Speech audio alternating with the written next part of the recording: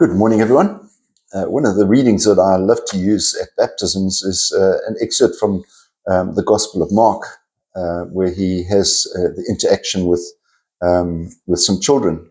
Today we look at Matthew's version of the story, and there's Matthew's Gospel chapter 18, and we're looking at Matthew's Gospel chapter 18 quite a lot this week. But Jesus says, unless you become as little children, you will never enter the kingdom of heaven. Which is a bit disturbing for those people who, who can't relate to children, and those people who perhaps don't have any time for children, or even when they're concerns.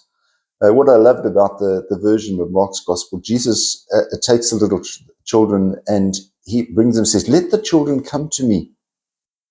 In Matthew's version, he says, anyone who welcomes a little child like this in my name welcomes me. And he takes the little children and he embraces them. Now imagine getting a hug from Jesus. And for a little kid to say, I'm getting a hug from Jesus, that is such a, the concept is really good. And even if we think of ourselves, not necessarily physical receiving a hug, but an emotional hug, a spiritual hug, sort of saying, I want you to be that close to me, that we can actually be that close and that intimate, if you like. There's an interesting concept that we also pick up in this reading is that Jesus, I'll explain it. Jesus says, for I tell you, their angels in heaven are continually in the presence of my Father in heaven. Their angels in heaven.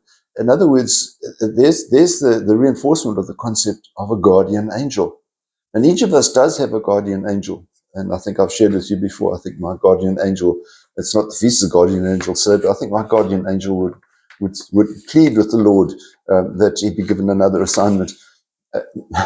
Sometimes perhaps we feel that we're not really doing the job that we could do.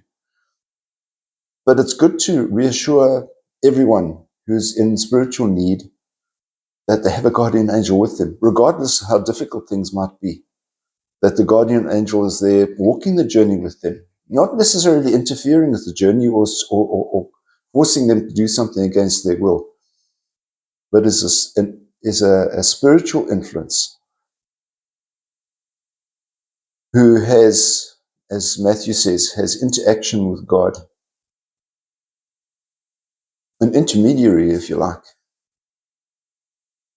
An opportunity for us just to have that guidance, that reassurance that we are with the Lord all the time and that He is with us. You have a wonderful day. Keep yourself safe. God bless. Bye-bye.